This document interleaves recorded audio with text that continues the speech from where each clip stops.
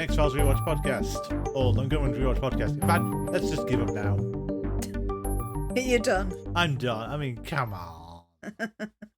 This was not a good week. It was not a good week. It's not been a good few weeks, other than the 100 episode special, I guess. Yes, that was more fun than the last few ones. I suppose we should play ball. Yeah. I'm Nick. And I'm Kim. I suppose we have to get to some episodes. A certain 2 episodes, some would say. The Yeah. certain 2 episodes we've watched this week. It's just a really exaggeration. It's just this was exhausting. And I think you said earlier, it's a case of never thought we'd look forward to season 9 as much as we do right now. My God, I'm looking forward to season 9. We wanted season 7 to end because season 7 got very tiresome. So I suppose we should talk about Diagnosis Jimmy. And not Rear Window. Shaban, I don't know what you're doing. So, directed by Brian Spicer, written by John Shaban. Not even going to give you the courtesy of the Khan voice because, no. Don't deserve it, Shaban. First podcast on 20th of April 2001. Guest stars. So, Bill Macy was Mr. Dimsdale. Almost a Monty Python character there. Dimsdale! He was in Millennium and Seinfeld. But the surprising one was The Producers, and an uncredited role as member of the jury. So we're talking the Mel Brooks original. Oh, the original, not the musical. No, the original producers. Mm-hmm. Fair enough. Okay, so John Walsh, who is not a name I actually have run across very often, and I doubt you have either. He's the host of America's Most Wanted. Oh, okay. So he was playing himself then? He was playing himself. So that means something to some people. Richard Fitzpatrick was Walter Stukas, who was in Mind's Eye. I think he was the father in Mind's Eye. Okay. The killer who just got out of jail and was going for his daughter. Michael Paternon was Dr. Bromberg, who's been in lots of X-Files. Is he the one who was the conductor in Nisei? Yes. But also in Deep Throat, Sleepless, and Elegy. Oh, okay. He's also going to be in Millennium. Yeah. And Robin Mosley played Dr. Bellucci, who was in Young at Heart, Our Town, and Terma. He's also in Elf and Dead Like Me.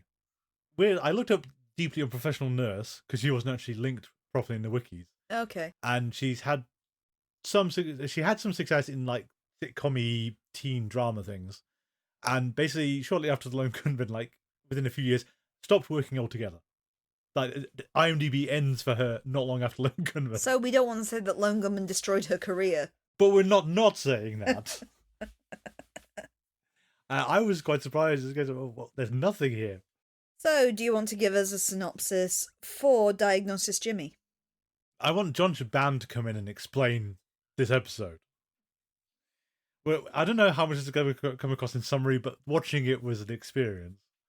On the US-Canadian border at Mount Redoubt, the Lone Gunmen sit in their van while Langley complains about being cold. Outside a few miles away, Frohe reports on a poacher passing him by and headed towards Jimmy Bond.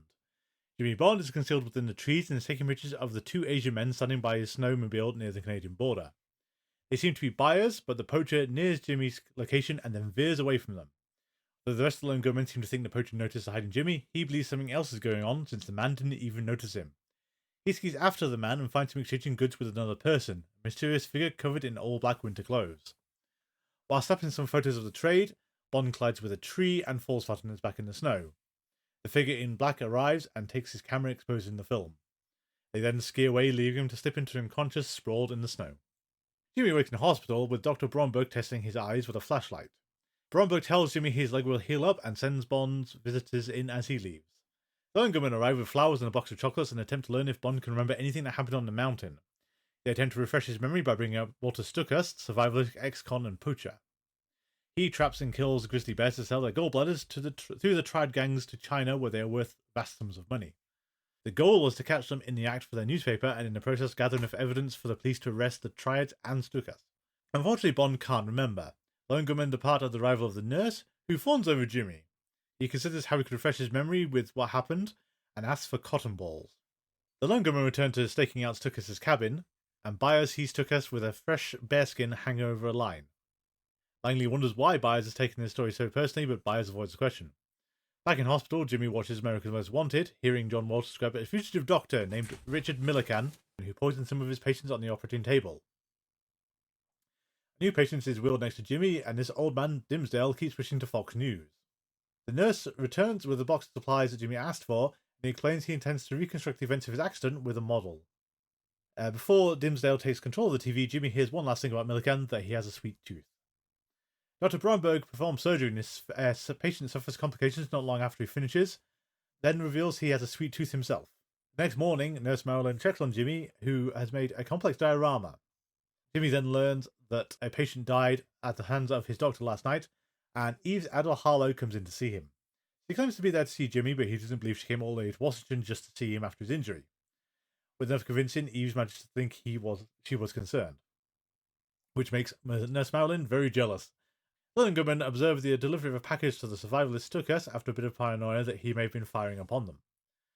Bond recorded his thoughts and events on the mountain while fiddling with the diorama. Dimsdale keeps insulting him through the curtain, demanding peace and quiet. Jimmy attempts to attack Mr. Dimsdale, but madly manages to injure his leg. This is where Jimmy then finds a lollipop that has fallen out of Bromberg's pocket. Lone Gunmen learn the package that the poacher is definitely from the buyers, Shiny Health Medical Group from Shanghai, China. They are called by Jimmy, who relates his suspicions that the doctor is the one from America's Most Wanted, while still failing to remember what happened on the hill. Lone Gunmen asks if he has any evidence, and Jimmy says he does not. Dimsdale has an argument about his patient form, and he finally completes it, and he's saying he has no next of kin. Jimmy lays the fact that he has suspicions about the doctor, and Dimsdale tells him to call the police. But then Jimmy admits again that there is not enough evidence. Back with the Lone Gunmen, they discuss the need to lure Stukas out of his home long enough for them to get inside and check the package he received from his buyers. It turns out Byers' crusading zeal for the story is because of how he loved the TV show Gentle Ben as a child, but when his family encountered a rogue male grizzly bear in the wild, the fantasy of a pet bear was shattered. Park Ridges had been forced to shoot the rogue bear dead. Afterwards, Byers realised that once he was gone, there would be no more of him. Elsewhere, Jimmy attempts to convince Eves of the plot to kill Mr. Dimsdale by Bromberg, but she doesn't believe him, and neither does Dimsdale. Nurse Marilyn arrives with Dimsdale's son, but Dimsdale hates his son and tells him to go away. Back in the stakeout, Langley puts on a bearskin and pretends to be a bear to lure Stukas away. It works, so that Byers, watching the operation from the camouflage van, lets Floki know he can break into the compound. Langley gets stuck in a bear trap, but not seriously, while Floki scours the home for the express mail contents. Outside, Stukas finds a bearskin and a pair of ski pants in one of his traps to research the woods for the man trespassing on his land. Floki gets caught in a trap and has to evade attention when Stukas arrives back, and Langley finds the document in question in the back of Stukas' pants. Jimmy attempts to stop Mr. Dimsdale being taken to surgery, and accuses Bromberg of being the Denver Doctor of Death in front of many patients and staff, and points out the few details that corroborate. It turns out Bromberg suffers from alopecia and has lost most of the hair on his body, and last year he was a volunteer in Africa. Proven wrong, Jimmy starts to apologise, but falls over, breaking the cast in his leg. Bromberg knows he has to perform surgery. The Lone Gunmen arrive at the warehouse mentioned in the letter they obtained from Stukas. Byers indicates a high vantage point they record the exchange from when it goes down 2 hours later. Eve sees Jimmy wheeled off to surgery as she has to deflect a bar from Nurse Marilyn. Dimsdale and Bond speak in a prep room about Dimsdale's son. He accurately describes Dimsdale's irritated behaviour as coming from fear. Dimsdale is afraid of surgery and of dying alone. He thinks the man should reconnect with his son, but Dimsdale hates his son because he's a wealthy stockbroker, the kind of scum ruining the United States. Eves, while waiting for an elevator, overhears an update to the Denver Doctor of Death story. A funeral worker recognised Millikan as one of their John Does. Police realise that the missing doctor was just another victim of the real murderer who used common anaesthetic. At the exchange, Byers realises they need to get their faces recorded so he gets closer to them. One of the triad thugs catches him, and Stukas interrogates him about his identity and whether or not he is alone. Byers lies about being alone, but also lies that the entire warehouse is wired for sound with police waiting outside. Abruptly, the police burst in and arrest the triad members and Stukas just before he could kill Byers. Dr. Greg Bellucci, the anaesthetist, taunts Jimmy as he sinks into unconsciousness, but Jimmy wakes up later with Eves and Lone Gunmen over him. He remembers that Eves was the other skier on the slope that day, and they explain she was working on a sting of her own, sending police to arrest the poachers at the warehouse. Furthermore, she saved Jimmy's life because Bellucci tried to kill him. The Doctor of Death was there, but he was focused on the wrong doctor. Bellucci's method was to murder people while framing another doctor for their crimes and then skipping town. He's now in custody, just like the Bear Organ Ring members. Jimmy is happy Eve saved his life and thinks it means she really likes him. Dimsdale's mocks this a bit, but ultimately tells Jimmy to take care of himself as he leaves hospital with his son. Thank you. If the disjointed synopsis didn't give away, this is 4 fragments of plot that Shaban has apparently stitched together at the last second. It does certainly feel that way. It's like none of... Well, I think we need to... We'll go back a bit, stage back, to say... A common refrain in this series, and it's going to only keep going forward, is this isn't the Lone Gunmen. This is not what they do. This is not what they care about. What are they doing? To be fair, Byers makes quite clear that he cares deeply about grizzly bears. Yeah, it's a shame that this is a character detail that has never come up before and will never come up again. I don't know how you get it in normally, but still, it's out of the blue. That you know of. I know of. Well, it's not even a good excuse, though, is it?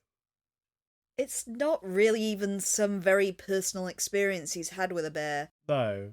Like, if a bear saved his life or scared away another predator or something like that. Yeah, rather than he had a very passive experience with a bear as a kid that led to a bear being shot by park rangers. Yeah, despite him liking Gentle Ben. And you can also get into the whole, that was absolutely horrendous idea back in the 60s, 70s, whenever they filmed Gentle Ben. I'd possibly put that idea on par with, we've probably brought up Nope before, because I know you in particular really like Nope as a film. But there's a large character arc in Nope that revolves around a chimpanzee being used on a television show. Yeah. Up until the point where the chimpanzee went berserk, mauled the cast and had to be shot. Yes. So I think Byers' story kind of made me think of that a bit. The idea of having this idea of a creature being gentle because you saw it on a sitcom. Yeah. And then having the real life experience where you realise they're actually savage predators. Yes. And no matter what training you do, it can't necessarily hold to something unexpected. Like bursting a balloon is what set them off, wasn't it? Gordy in Nope, Gordy, yeah. And I think Simpsons also kind of parodied this in Homer Badman. Because they've got Ben as the talk show host. And Ben goes for the crab table. They tried to steer him away. Oh, and a kind of test card appears warning about it. But you see the people swarm, all the animal control people swarming in, and it cuts to the test card. Yeah, that was The Simpsons in like '98 because that was around the same time as the Springfield Files. So this episode would have been about 2001. Yeah, so like 3 years later, and we're just name checking Gentle Ben for no good reason. Yeah, I mean it. We've maintained it for a long time, is that basically this is a Stealth A-Team remake. Yeah. And there's a lot of weird TV nostalgia in here that isn't helping anyone. Every episode has basically been either a parody or a direct reference to something else. Yeah. So even though this one is titled after Diagnostic Murder, it is actually more of a kind of inspired by Rear Window sort of story. Yeah, but it's not even a competent rip-off of Rear Window. Your similarity is it's things that Jimmy's observed while he's got a broken leg. Yeah. I don't think it's even broken. I think he's damaged his ligament or something. It's about that. But it's like, again, The Simpsons did this with Bart and his telescope. Yeah. Like, it's not hard to do as a Rear Window, or... Well, lots of people reference Rear Window. I'd wager a lot of people know the plot twist of Rear Window despite not having seen it. Yeah. Just because it's very commonly used. Or the Suburbia, the one with Sheila Buff. Where Disturbia. Yeah, that's nothing but another Rear Window effective remake, isn't it? Yeah, essentially so. But that's a more competent, coherent plot than this thing. Yeah, it's not half bad, that one. No. Yeah, I think the problem is, this isn't the Lone Gunmen's wheelhouse. The whole splitting Jimmy off to have his own plotline with Eves feels distinctly dodgy. And just, we talk about the nurse, because I just cannot believe this nurse character. Does she actually have a name? She does. Just so we're referring to, you keep calling her the world's most unprofessional nurse. Which she is, Nurse Marilyn. Nurse Marilyn, okay. Nurse Marilyn. No, well, I think you said, when we were watching it, you equated her to that nurse from Arrested Development. The one that takes care of Buster when he's in his fake coma. Yeah. And there's a competence to how Arrested Development did that, where, yeah, she's not doing this properly, but then she's not really flouting decorum in a way that Nurse Marilyn does. She's not really predatory, she just kind of projects relationships because her view is the ideal man is a man in a coma, essentially. Yeah, exactly. And the second they start to wake up from the coma, she loses interest in them. Yeah, and that's fine, and you could actually, that doesn't feel like a fireable offence as long as you don't cross too many lines. It's also a joke, because Arrested Development is a comedy series. Exactly, whereas Lone Gunmen is ostensibly a drama. And we've got a nurse who fawns over Jimmy from first seeing him, actively objectifies him multiple times, Yeah. keeps trying to seduce him, and he doesn't pick up on any of it. Just how many times she just pops in and says, "Let's give you that sponge bath." Yes, and it's... I think that's the problem with it. It feels like there's fragments of other ideas here that just weren't accumulated into anything. But then to offset that, you've got the Doctor of Death, which should be the Rear Window thing, and isn't. So, the way we mash that up, it's quite obvious from anyone with eyes that the guy that Jimmy fixates on immediately is not going to be a murderer. No, just because TV conventions mean it cannot be him. So I've got to admit, my bet was it was going to be the nurse. Especially because of the time period this was made, and I think America's Most Wanted say something like he could have changed his appearance. So I took from that, he could have had gender reassignment surgery or something like that, or maybe even just he's dressed himself up as a woman. Yeah. But no. But then the thing that got me about it was, there's actually a few things, is the anaesthetist is actually a far more likely candidate for poisoning someone on an operating table. Just in general, because they're handling the drugs. The surgeon generally doesn't get to go near that stuff. It'd be very difficult for him to do it. Would that not make the anaesthetist too obvious, though?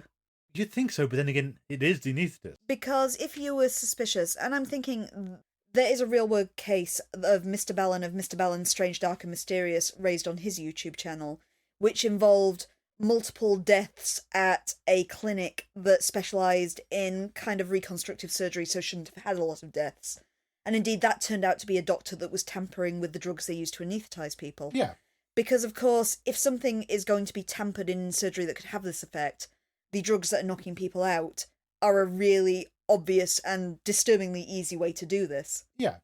Because Jimmy's doctor is presented to be a surgeon, which also then calls into question because he's also kind of a practitioner as well, so it's actually kind of odd. But he's also an orthopaedic surgeon, so he's not doing, deep surgeries and things like that. No, but if he's handling the scalpels and things, generally he's not going to have a needle full of anaesthetic or something that he could actually inject someone with. No, you normally have somebody in the surgery who specialises in that. Exactly. So it's the blame being on him is just, from the audience perspective, it doesn't make any sense anyway. But also, I don't think the blame should have ever been on him, because the surgeries we see him performing in this episode are one that's on a knee ligament and one that's a hip replacement. Yes. So, fair enough, all surgeries can have deaths and dangers involved with them.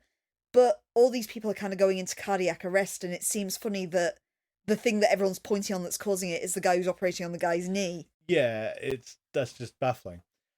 The one that really gets me, though, is I'm pretty sure Jimmy dies in this episode. Oh, when the anaesthetist does actually put him under. Yeah, because he then says he's sort of, Jimmy's all groggy, and he's sort of there with his suspicious syringe and a special vial and says, "Oh, you've got the wrong person," and puts into his IV line. I don't really care how fast he's got in there. I'm pretty sure that's difficult, if not impossible, to reverse at that point. Maybe they got in time to revive him. If they know what's gone wrong, they could give him something to counteract it. I suppose so, but then any half-competent serial killers, this guy just is.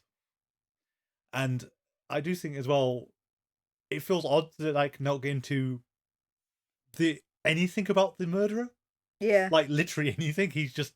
We don't even really know his motivations. No. America's Most Wanted hypothesizes he does it so he can seem the hero when he revives them. But he also doesn't revive them, so I don't know where they've got this from. No, that's just baffling. And then it's just... He should be the focus of the episode, but then also he shouldn't be, because this whole episode shouldn't have happened. It shouldn't be... No, it shouldn't be an episode in general, but it should certainly not be an episode of this TV series. And... Credit Risk Development with us picking up on it's alopecia from the off. Yeah, you said that almost immediately. Well, it's one of those whole, you set up the fact that he's possibly disguised himself, and then what if his eyebrow comes off, and there's too many gags in Arrested Development about Stan Sitwell and his alopecia that... Particularly Stan Sitwell's eyebrows as well. Exactly. So, and I admit some of that could be remembering the episode, but I barely remember this episode happening. No, I've got to admit, I didn't remember this one at all either. So yeah, but we got this hospital set thing that's not even a competent Rear Window spoof. I think rip-off. my problem with that half of the episode more is that it solely focuses on Jimmy, with a bit of Eve and none of the Lone Gunmen, basically. But I know Jimmy's been added to make this appeal to the masses, supposedly, but I just don't find him a compelling character because he's just too dumb. Yes. I mean, I think they've focused too much on the childlike innocence aspect. But at the same time, this is a kind of cartoon character, Jimmy is. Yes. In the real world, no one could have survived to adulthood being this naive. No. And that's also just causes too many questions, because like the diorama thing is a 13-year-old I can see doing that as an aid to memory.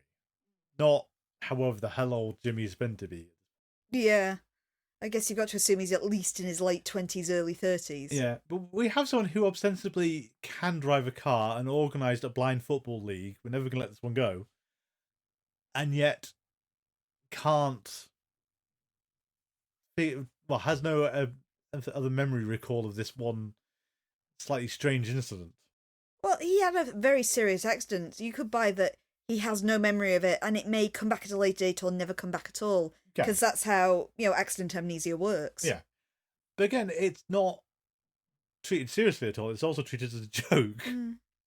So Eves is the mysterious figure on the mountain, which I don't think it was too obvious a thing to do, but at the same time, yeah, Jimmy's right. She wouldn't have come all the way to Washington just for him, but then she's barely in the episode, and you've got that weird feud between her and Nurse Marilyn, which I don't know.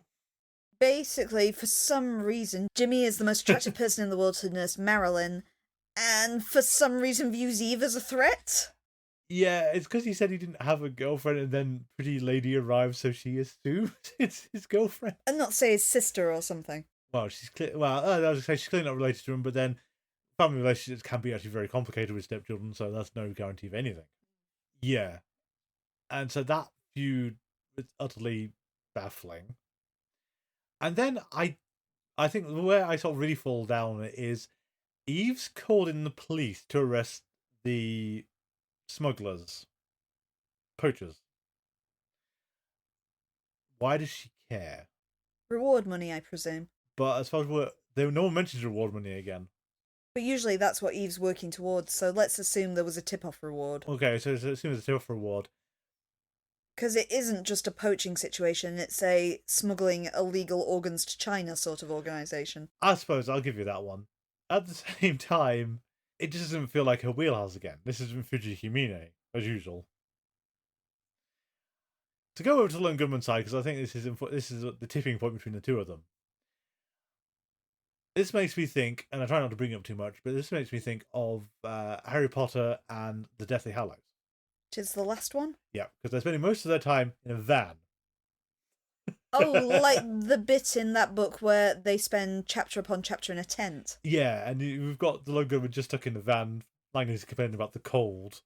Myers is inexplicably invested in this. And then they just do almost Three Stooge routine. Yeah. To get this letter. I think there's also the assumption bugs me, the whole sort of, it must be from the buyers. He's got a FedEx. We've got to find out what that is. Like, you don't know what that is. It's not his daughter sending him cookies or anything like that. Oh, presumably he has no daughter. He's a hard-bitten man who lives on the mountain in a compound and shoots at cans, but we can't figure that out, so we think he's shooting at the van. And Langley, the most lucky person to encounter a bear trap in the world. I still don't know how he didn't lose a leg to that. Yeah. I've got to assume it just caught his trousers somehow, but also triggered. The pressure, you have to press down on the pressure plate for it to actually Yeah, close. it's a bit like standing on a landmine. Yeah. Generally, you're sunk if it's actually triggered. Yeah. Well, see, admittedly, the comedy horror film Severance. Yeah. Where a guy loses his leg in a bear trap. Yes, by repeatedly trying to pry it open and it swinging closed again. Because they close with some force, because they've got to stop a bear. Yes, weirdly enough. And then I think one of the things that really bugs me about the episode is Byers is confronted, says the police are surrounding this whole place, we've got it wired for sound. And the police burst in. Yeah. It's like some of the laziest writing you can ever do. Yeah, we just wanted to get this episode over, I think. Yes, well, I don't think Shaban cared for it anymore. And didn't leave enough time for this subplot because we were focusing too much on Jimmy and Rear Window. Yeah, but it's not. That's what kills me about it, is you could do Rear Window. That works fine, but it's not Rear Window. Because you decided to put all this extra junk. And why is Mr. Dimsdale in this episode?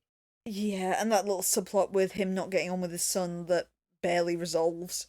Well, yeah, it kind of resolves off screen because he's just decided that, yes, he's going to forgive his stockbroker son. And it's like, yeah, actually, I'm on Dimsdale's side here with the stockbroker is like a terrible person. The thing that I kept thinking of watching this, and it is one of my most hated X-Files episodes, was Sanguinarium. Okay. Because it has the same plot, because in Sanguinarium, again, it's another minor surgeries clinic. It's like a cosmetic surgeries clinic that's having an unusual amount of deaths. Yeah. And the focus is, of course, on the patients who are being whittled off one by a doctor. But Sanguinarium is one of the most gruesome episodes of The X-Files. As I said when we reviewed it, I actually hate the episode. And it's all played absolutely seriously. Yeah. And at least it's memorable. As you say, it's not a pleasant episode to watch, but it's memorable. Mm. Stuff happened. Yeah. And I think it also plays into the same kind of trap that this has fallen into, of that whole change your identity, go and get another job as a doctor, and we're just going to gloss over how impossible this is in the modern age to just pass yourself off. To be fair, the doctor in Sanguinarium does exactly the same thing. I know, yeah, it's the same problem. And that preacher in the Science of Wonders. Yeah.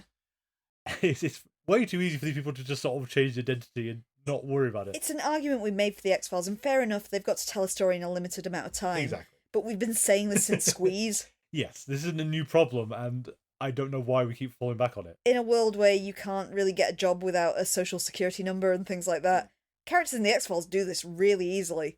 Yeah, I'm pretty sure there are ways of doing this in the real world. I think they are almost certainly very expensive because there's a lot of documents that have to be put into the right places that you can't easily get into the right places. The time you see it the most in American TV shows, and admittedly, being English, I can only base this, is usually immigrant workers. Yes. Is there are ways for them to get jobs where they do not need to prove they are a citizen. Yes. And I think the key difference there is that stuff people don't care about. That's not doctors, lawyers, preachers kind of thing. Yeah, there's probably more checks in place if you're in a situation where you've got to care for vulnerable people. Yeah, and if you're an anaesthetist, because anaesthetists are arguably extremely critical to medical procedures and have a lot weighing on them when they do these things. I do know from knowing people who have gone into nursing and stuff, is that's a level above just being a standard nurse. Yeah. You know, on your base level of nurses, you can't dispense medicine even, at least in the UK. Yeah. You have to have additional training to be able to anaesthetize people and give injections and give medication, because even the tiniest little slip up can kill someone. Exactly. It's not something you can... Not this guy who's jumped from identity to identity cannot just get himself into this with no struggle or... No background, no having to prove your qualifications, anything like that. Because you certainly think that... I mean, admittedly, I know there are cases where people don't do accept things at face value. Like, so you'll present with your diploma from X university, and no one actually thinks to go and call the university and check that, yeah, you were there at that time frame. It's the running joke, and we've all met people who've done it who have lied on their CV or something like that. Yeah. And people have taken, oh, yes, you do have 5 years' experience in this at face value because someone has just very confidently said that they have. Yeah. But this is not one of those situations. Well, at least you'd like to think it's not one of these situations. I mean, I don't know. Is it that bad in America that you can do this? You can walk up and say, yep, I'm an anesthesiologist. Yeah. You don't need to do any background check. I'm perfectly qualified and know what I'm doing. See, I'm wearing a lab coat right now. Exactly. You'd like to think there'd still be some hoops that you're forced to go through. Got to get some kind of licensing. I don't know quite how... Though pharmacists have to be qualified, don't they? Absolutely, yes. Yeah. So you imagine you have to present some kind of qualification. You'd like to think there'd be a background check to say, yeah, this qualification is legit, this person is real. If not, I'm even more worried about American healthcare, to be honest. Exactly. Do we have anything else, or should we talk about Tango, which is much better? I think we should possibly move on. Okay. Tango de los Pistoleros, written by Brian Spicer, written by Thomas Schnauz, and first broadcast on the 27th of April 2001. Guest stars. So one of these was a surprise. Okay. John Vargas played Leonardo Santos. He was in Zoolander. All right. Sliders. Star Trek Voyager. But the one that really got me. Star Trek II: The Wrath of Khan. Khan! Just amazing when you find these people. David Halfy was Mariano Chuchillo, who was in Tempest, Fuji and Max as the Dark Man. He will also be in Millennium. Rather sadly, was in House of the Dead. That's what I recognised him from. He was also in Full Metal Jacket and credited. Okay. And no one else apparently was of any note in this episode. Would you like to relate to us the not passion, is it loneliness of the Tango as the opening voiceover decreed? Yep. As you've noticed, this episode begins with a very stylized opening, featuring all the major characters dancing the tango while they explain it's not a passionate dance, it is actually a dance of loneliness. Except Langley. Langley doesn't get to do it. Oh no, except Langley, who does not take part. Over the opening narration, we see Langley staking out something in the van and being stabbed to death. Our episode actually begins in Miami, Florida, where the Lone Gunmen are staking out some sort of deal at a shipyard. Most of them are watching from a van, while Langley is actually in scuba gear trying to get closer. We see that they are actually observing some kind of deal going down that is already being cased by Eve Harlow, although she is in the perfect disguise of one of the people involved, as she has incapacitated the person that she's replaced. Unfortunately for Eve, Langley messes up everything. While he's trying to get on the boat, he accidentally triggers its accelerator and is knocked off it as it speeds off into the night. Eve disappears, while the men that she was meeting just watch the departing boat. Having messed up everything, but Langley luckily being unhurt, the Lone Gunmen debate whether this is a bust and they should just leave, as an absolutely furious Eves arrives at her hotel and yells at them for ruining her plans. Byers apologises, claiming that they also just wanted to write a story about the smuggler she was dealing with and hoping some reward money. Eve just throws the money at them and storms off, saying she never wants to see them again. However, after Eve is gone, Langley convinces the others that they should stay on the case, given that she wouldn't try to throw money at them unless there was something she was really trying to hide. The two men from the docks, meanwhile, meet with their big boss, who is a Mr. Santavos. Santavos pays the smuggler extra for his trouble and receives what appears to be a Tango CD in return. He pops the music on and dances to it as the others leave. Later at a dance studio, we see that Santavos is actually signed up for a tango competition with his partner, Carlotta.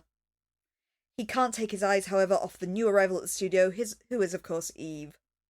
Eve sabotages Carlotta, spraying her shoes with something that makes her feet swell up, and therefore taking her out the dance. Santavos, attracted to Eve's, recruits her as his new partner. She is at this time going under the false name of Vera Ledo. In the meantime, the Lone Gunmen begin to put things together and kind of come to a conclusion who is the mastermind of this all. They do it all through a black cube with a skull that is found by a corpse. This is the calling card of an Argentinian death squad called Los Calaveras, or the Skulls.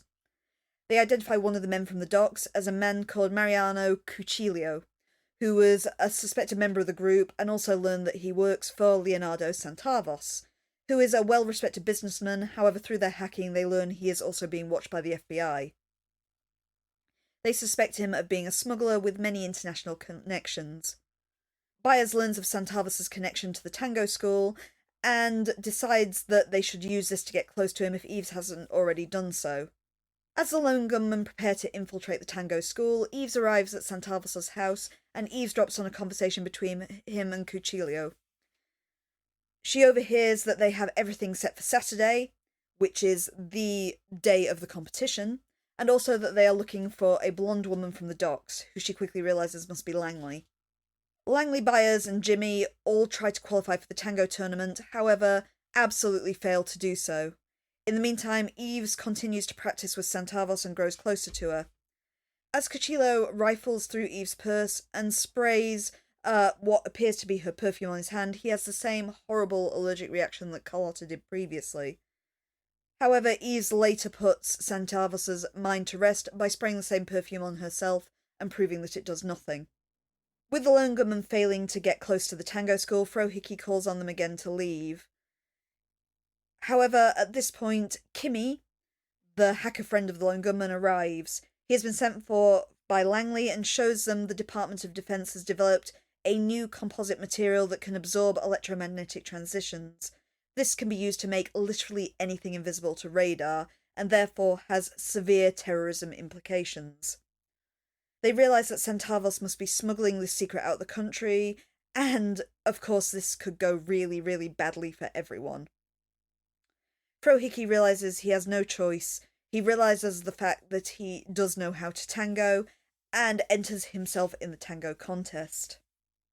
He meets with a former friend of his, Nikita Maldonado, who slaps him across the face and berates him in Spanish, also referring to him as El Lobo, and tearing up a photo of the two of them revealing a past history. She does, however, agree to be his partner. In the meantime, Jimmy and Langley arrive at Santavos' residence to warn Eves that they are planning to bring down Santavos, as they believe that she actually does like him. Cuchillo unfortunately notices them warning her and recognises Langley as the blonde woman. Due to this, Santavos and Cuchillo confront Eve, and she agrees to do whatever it takes to get them to trust her, claiming that the Lone Gunmen are journalists who are blackmailing her. Cuchillo instructs her that in order to get them on side, she has to assassinate Langley. Finally arriving at the tango competition, Jimmy and Byers watch the room with a video camera they've brought in. Meanwhile, back at the van, Langley and Kimmy watch the video feed and use biometric software to look for potential buyers. As Langley leaves the van, he is approached from behind by Eve, who very suddenly stabs him in the back and leaves him for dead as Cuchillo watches on. Eve then returns to the competition and dances with Santavos, moments before Frohike arrives with his partner and dances as El Lobo, the great tango of legend. As Frohike performs his dance, Kimmy identifies the man in couple number 1 as being a Libyan arms dealer. As Cuchillo arrives at the scene of Langley's apparent murder, he lays down his calling cards but realises that Langley is still alive. The murder has been faked. Langley runs away from him as Cuchillo throws knives at him, luckily missing the fleeing Langley. During the group dance portion of the contest, the Libyan arms dealer takes a fall when signalled by Santavos. As he's tapped out, they notice he takes a CD that's different to the one he was dancing for.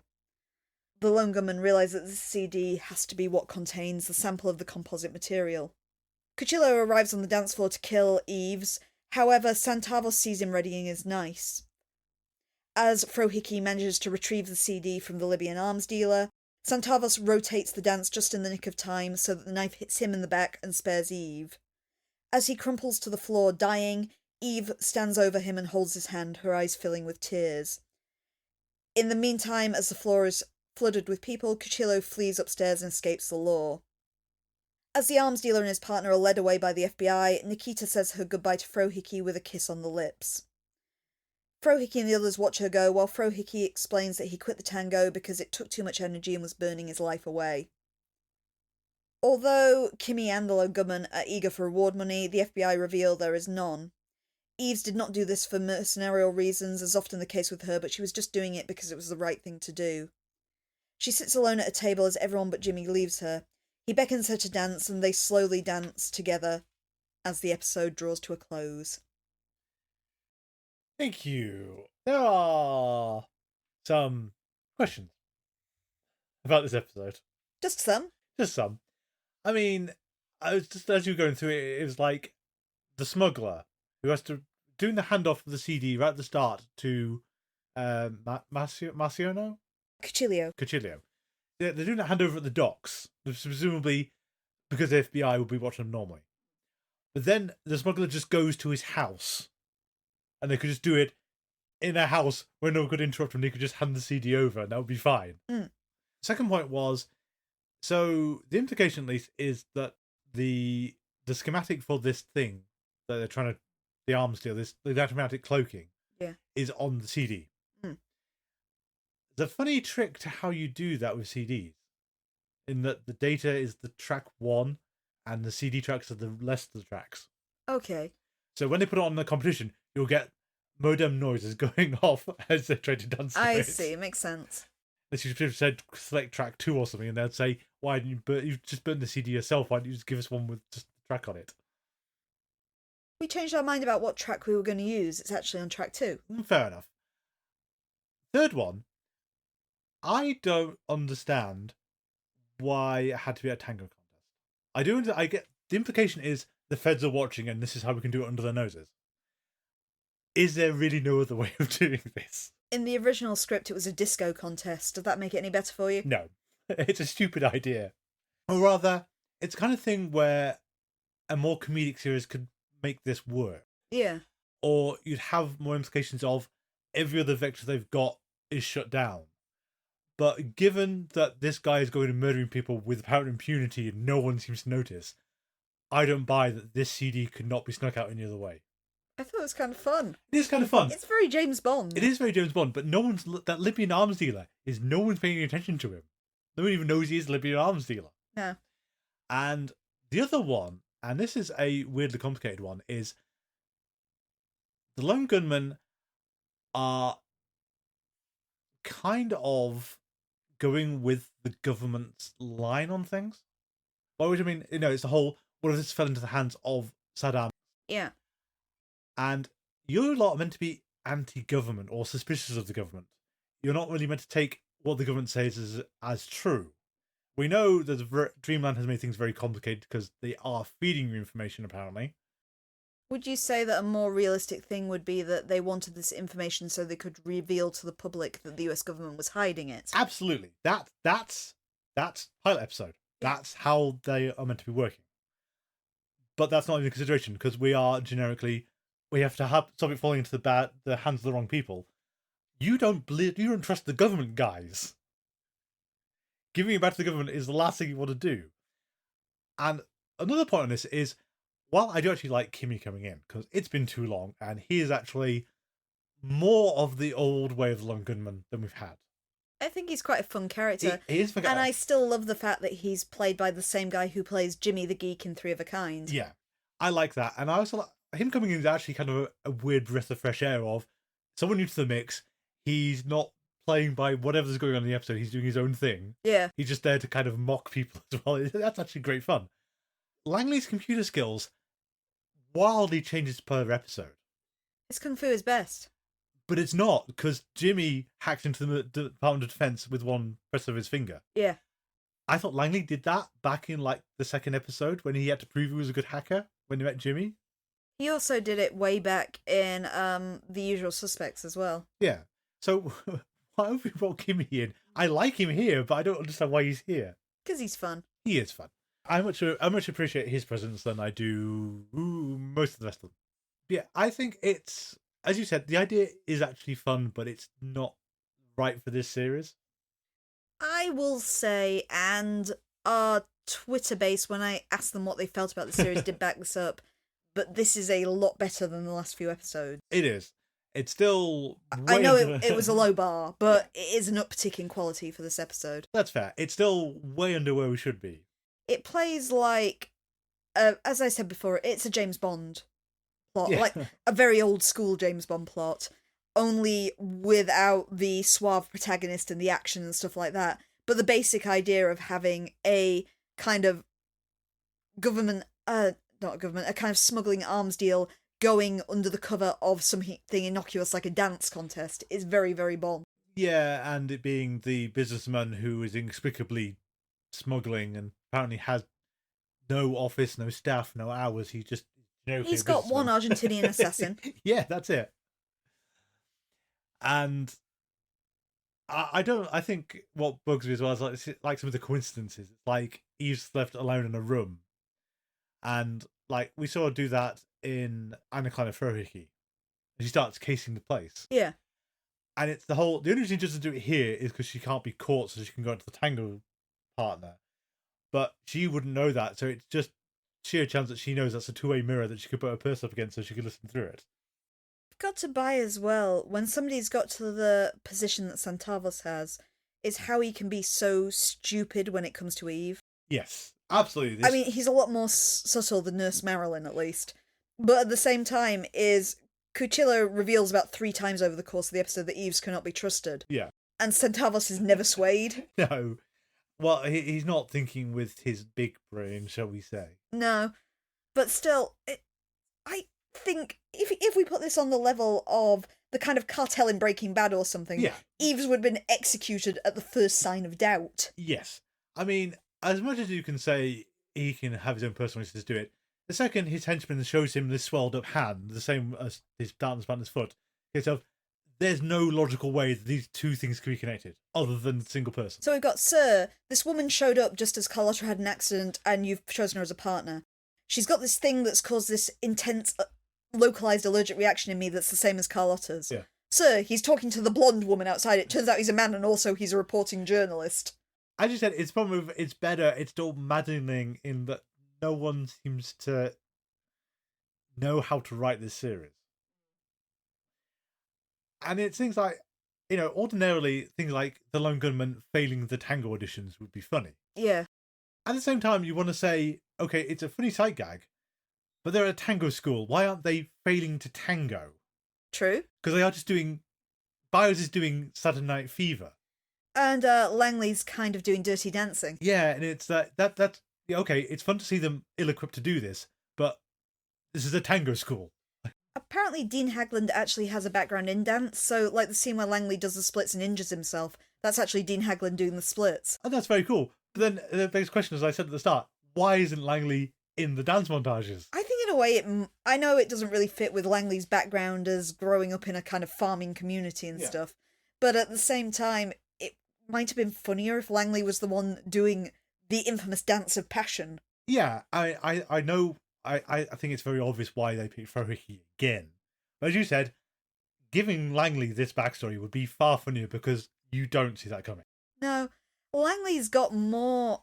It's harsh to say, but Frohike doesn't really have the physique of a tango dancer, which is part of the joke. Yes. As well, given the fact that his partner is about a foot taller than he is. But then it also comes back to the whole, but then he can't have won if he's not actually equipped to do the But tango. at the same time, Langley kind of does have the physique because he's tall and slender. Yeah. So, you could imagine him actually doing the tango, properly and looking halfway decent doing it. Absolutely. But no, we're going to do a weird telenovela thing with Frohike because, of course... El Lobo, the El wolf. Lobo. I feel we have a very base level of Spanish here as well, because it's Spanish that even someone like me can understand. Because you even have the assassin is Cuchillo, which is the knife. El Lobo, the wolf. Las Calaveras, the assassin organization called the Skulls. Can we talk about the fact that he keeps throwing switchblades? It's just not... I know it's one of these things where you're not meant to get too hung up in it, but throwing knives are throwing knives for a reason. They're kind of flat and aerodynamic, aren't they? And weighted in a certain way, so that when they will likely hit point first. Yeah, but this guy's an Argentinian assassin. He's apparently good. You can just throw that switchblades. He never hits a target, but other than that, he's very good. We killed the guy, the smuggler. I love his calling card of leaving the little skull dice on the scene, too. Again, it's something that's very Bond. Yeah. But then it's that thing where I feel they lose track of the point, though, because there's that whole thing of the FBI are watching. Mm. You get the one bit of them staking out as Eves is driving in. Yeah. And then they're just not present for the rest of the episode until the end.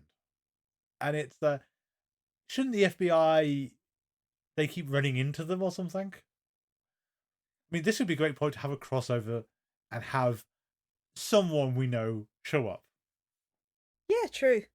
I'm also really confused in this episode as to Eve's motivation.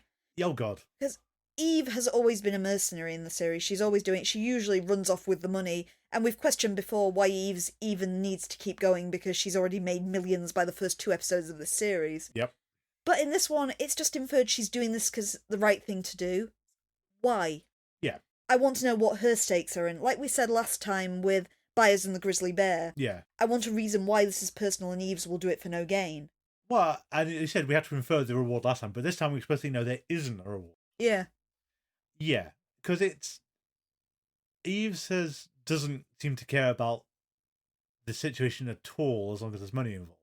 But to this point as well, Eves hasn't really had a backstory. We don't know who she is at all. We don't even know her real name. No. So we could have used this to build in a bit of why this is something personal to Eve.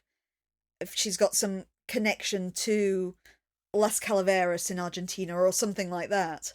It's not impossible we're going to get it. I'm pretty sure we don't, because I don't think they're that competent. Mm. We have criticized it before. It's the whole, they look down the list of applicants to the Tango and they notice Eve's latest pseudonym in there. Yeah. And you do, we've complained about it before, and I'll say it again, it's that if you actually wanted to be invisible, you wouldn't do this, because Lone Gunmen have figured this out. I'm pretty sure other people are going to start figuring it out as well. You could even be a bit cleverer in the fact that it's not always Lee Harvey Oswald, that you just anagram another killer's name every time. So, you know, this week she's gone with some anagram of John Wayne Gacy or something like that. John Wilkes Booth or something. Yeah.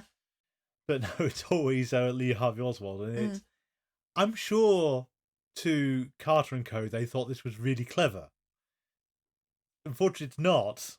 There's got to be a limit of how many times she could do it as well. Yeah. They'd run out of anagrams of Lee Harvey Oswald that also made women's names at some point. Yeah, and I think they do sort of vaguely infer that there is a limitation to this, but does she have something in place to handle this? Oh hell, I've now had 30 different anagrams and now I can't find another one. Exactly. But I think, as you said, it's the point of why we've got to this point of the series. We are not far off the end. Eve's is a complete black box. We have no idea what she thinks, what she wants, other than money. And apparently she's willing to flout that on this one occasion. True. For reasons we can't even begin to approach. Because we have to infer that she really liked Santavos, and over the course of 3 days? Yeah, about that. Yeah, 3 days of tango dancing, she has developed such a bond that she is deeply upset he's dead. And also such a bond that he will sacrifice himself to save her. Yeah. I'm sorry, who are we talking about again? Because this is how arms dealers work, right? Well, yeah, but also how our not Fujiki Mine works, because we thought we had we didn't think we had a handle on her at all, because the writers don't seem to have any idea. You've got to read into it's that whole opening narrative about the tango being the dance of loneliness. Was Santavos really this lonely? Well, he was apparently unmarried, so...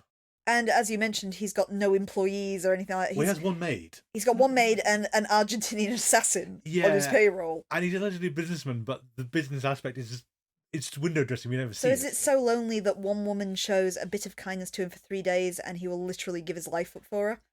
But not in a way that Carlotta couldn't do the same. Carlotta was a bit miserable.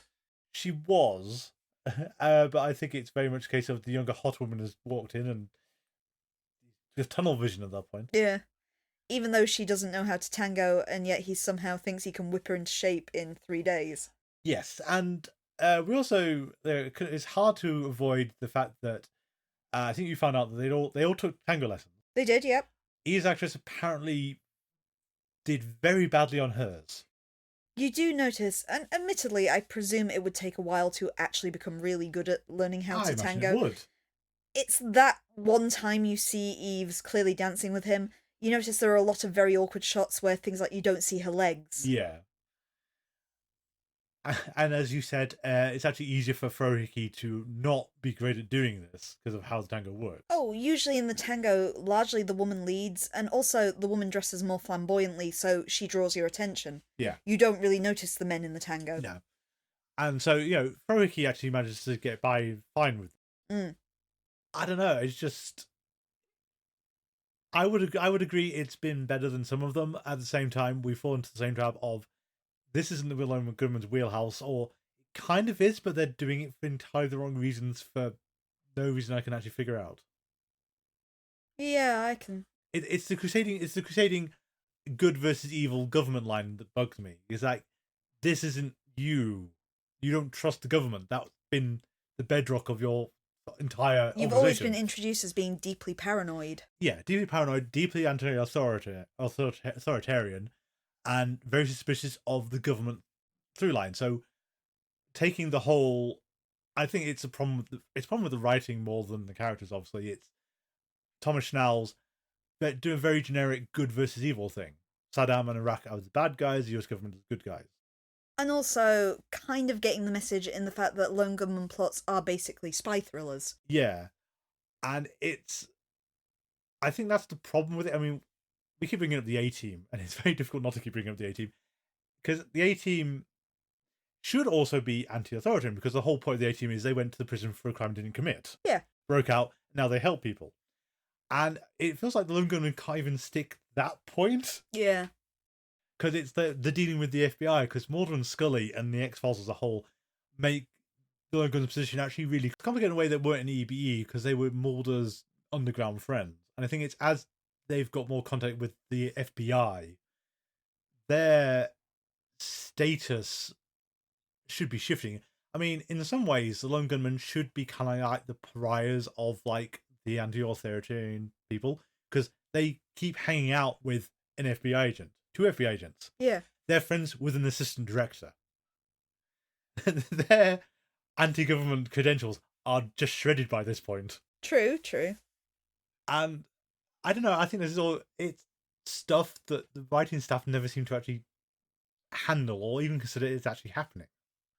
It's odd, I don't know. On the other hand, though, I will... we made a point. There was a point you made before that I think this Thomas Schnauz, the guy who wrote this episode, has written for Breaking Bad and Better Call Saul. He has, yes. He was also a producer of both. Cool. So he actually knows what he's doing. One of the things I've kind of been led around to is Vince Gilligan, John Shaban, not Frank Spotnitz as far as I'm aware, but Shaban and Gilligan have both written for Breaking Bad. Yeah, that's They've both right. been tied into it. Thomas Schnauz has as well. Mm. Spotnitz, I think in this series has actually done some of the better episodes. What I'm getting down to is that, Chris Carter is the architect of all problems. You're biased. I am biased, but I think it's one of those, you look at things like Breaking Bad and Better Call Saul, you look at the episodes of the X-Files we really like, and one name is always conspicuously absent from all these things. Chris Carter was not invited to go and work on Better Call Saul or Breaking Bad. No. As far as I'm aware, he never went near either production. And I would imagine that Gilligan bearing a grudge at the same time. It's interesting Shaban got taken across. It's interesting that Thomas Schnauz got taken across, someone who only wrote episodes of Lone Gunmen as far as I'm aware. It should be noted, and it's a lot of hearsay and conjecture as well, that some people involved in the X-Files didn't part on good terms with Chris Carter. No, we know Gillian Duchovny. Anderson being one, and David Duchovny. Yeah. And we know Duchovny and Carter have made amends subsequently. But since Gillian Anderson very much said, I'm not going back anymore, that was it. And with the end of season 11, I can understand, you've pushed her character to a point where this is going to be really bad to come back from. Yeah. You're not well, we have Perihelion to read to see how they're even going to try. Yeah. But it would not be easy to bring her back into the fold and give her something interesting to do. Yeah. Do we have anything else for this? Actually, I do have one bit of trivia about this episode. You do? Yes. Oh my God. It's kind of horrifying in a way, but there was a accident, indeed a stabbing on set during the filming of this. To say in these. So the story is, and the stabbing occurred exactly where you will think the stabbing occurred in there, as it was Dean Hadland who was the stabbee in the incident. So essentially what happened is that sequence is shot in very low light. And of course, when a character is stabbed in something, they use a fake knife to do so. The problem is fake knives are made out of plastic, so they don't realistically reflect the light. So in order to get this shot, a real knife had to be used at the start of the scene, which would then be switched out for a fake one. Trouble was, it wasn't switched out, and the actress playing Eves did not know that, so actually did stab Dean Hagland with the real knife. Which is just... Of course it would be the Lone Gunmen. It should be noted that he wasn't seriously injured because he was wearing padding for the scene and all the rest of it. So, it doesn't say anywhere how hurt he was, but it is inferred that he... I read one thing that said he wasn't hurt at all, and one that said he was only minorly hurt. So I'm not sure what the injury was. Yeah. But at the same time, it's one of these scary things that we do know happen on film. Accidents do happen, but it's kind of terrifying. Yes, well, there is the very recent and very high-profile Rust shooting. Yes, of course. With, it's Alec Baldwin, isn't it? Yes, and there's still a whole lot of question marks over entirely how that happened. Another strike against Lone Gunmen's everything. I mean, I think one of the interesting example there is that scrapyard for the pilot, where they excavated however many feet of mud to put clean mud down. To make sure that nobody was kind of rolling in motor oil and goodness knows what other carcinogens on the ground. Yeah, they did that, but couldn't actually switch out a real knife for a fake knife to prevent someone being stabbed. Yeah. What the hell? The Lone Gunmen don't have character arcs. They sometimes get character arcs that are always just resolved within one episode. Yeah, I think we talked about this before. It's like we're missing a long-term thing. Like Scully was always a problem because she was there as Watson to Sherlock Holmes, which we've maintained right from the start. And Mulder's one was, I want to find my dead sister. No, not my dead, I want to find my missing sister. But they did eventually bring in an arc for Scully with the whole, I was abducted and I want to know what happened to me. Yeah, so that came over time, but first season, it was the Mulder show. Scully as a sidekick. Scully was there as the debunker who never managed to actually successfully debunk anything. Yeah, because it's inclusive. I always think of it, there's a famous gothic kind of novel, kind of anthology called Through a Glass Darkly by Sheridan Le Fong. And the framing of that is all essentially people telling these kind of supernatural stories to a guy who debunks them. Like one of these ghost debunkers, and he always says, like, one of them is about a kind of demonic monkey, and he says, no, this is all explainable, you drank too much green tea and you hallucinated. And they get increasingly more ridiculous until the final story, which is the famous Carmela that involves a female vampire, where he just cannot explain it at the end of it. Yeah. You know, they open the vampire's casket, she hasn't aged in 200 years, and the debunker just doesn't know what to do, essentially. But, you know, Scully's role was kind of like that debunker in that story. Yeah. And it's a good enough dynamic to get the series started. I think the problem with the Lone Gunmen is, and I don't quite understand how we've managed to get here, because again, Carter created Mulder, so he knows how this works for Mulder. Vince Gilligan would go on to make Walter White and Saul, both of which have extremely complicated character arcs that go across their respective seasons. Spotnitz seems to know what he's doing. Shaban, if you point him in the right direction and give him enough instructions, he's fine. Otherwise, he tends to do weird things. Yeah. Yeah. So, but none of these people are new to TV production. So when we get down to, I can't remember if we have talked about this before, because we had a long break in the middle, but Byers doesn't have a character arc for this series. Yeah. Frohke doesn't have one, Langley doesn't have one, Jimmy doesn't have one. And our only long-standing question is, what is Eve's real name? And the answer to that is not going to knock your socks off. And of course, you know, they may not have known they were cancelled at this stage, but there are only 3 episodes left in this season. Yeah. And we've established nothing. But I mean, my God, it's like the only... Actually, no, tell a lie. The long-running plot we had has been... They've just given up on, because it was, we have not enough subscribers, we have no money. And Jimmy has paid for the newspaper, and we're just not going to mention that again. It's just evaporated as a problem. We don't even really know where Jimmy's got this money from. No. You presume he's kind of been born into money, but we don't know enough about his background to know how he's managed to fund this entire newspaper. Yeah. And it's... So the other thing you could do with a TV series like this, so the Lone Gunmen run a newspaper that's falling behind. And Langley did suggest a crass way of getting better subscribers by having the Lone Gunwoman of the Month or whatever. Oh, the Page 3 girl, yeah. The Page 3 girl. So, but one of the things that this could have been about was, and how you'd actually make the series make sense, is the Lone Gunmen have been forced to pivot. They can't do what they have done because it's not making them any money, so they go and look into these other cases because they hope that will be more of the public interest. That would be a really good idea. That would explain why this isn't kind of conspiracy orientated anymore. But at no point has anyone said those words in that other. And at no point has anyone brought up the circulation numbers or how much money they've got or anything at all to do with the pilot or episode 2. Sorry, Jimmy Bond. Yeah. The series is adrift. We don't know what we're doing. Yeah. And it's still, I think, it's a common refrain, but you made The Unusual Suspects, which was your first pilot. You made Three of a Kind, which was your second pilot, both of which contain a model for how you can make a Lone Gunmen series work, both of which actually focus on Byers as a character and his wants and dreams, his character arc. You get your Lone Gunmen series, and we have Byers' father, so we're setting up something about Byers, and then we just stop paying attention to Byers and start doing Jimmy instead. True. But Jimmy doesn't have a character arc. Jimmy doesn't have a character. Jimmy doesn't have a personality, if we're being honest. I think his personality is bland indifference. His personality is dimwit. Yeah. Or is blandly attractive. Just thinking of it like that Futurama joke with the clone presidents. I was just thinking we could go for the average guy. Average, please. Yeah. Let's unless you've got anything else, I think we will meander towards whatever the hell's next. Yeah. So 3 episodes left to go. So next week, what are the next 2 going to be? Okay, so next we have the Lying Game, and the one after that is the Cap and Toby show. The Cap and Toby show. Yeah. Our email address is thingersgettingstrange42@gmail.com. You can also find us on social media, and please do let me know if you'd like me to promote any of your X-Files related stuffs at the start of this show. We are on Twitter and Tumblr at GetStrange42. We're on Mastodon at GetStrange42@universadon.com, and on Facebook, where you can find us by searching for Things Are Getting Strange and X-Files Rewatch Podcast.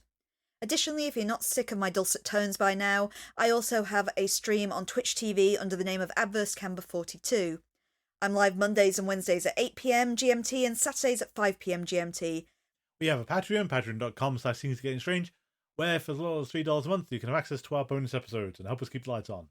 Our bonus episodes include a Let's Play of the X-Files game from 1998, where you control Craig Wilmore and send him into perilous situations and try and find Mulder and Scully, as he dies over and over again.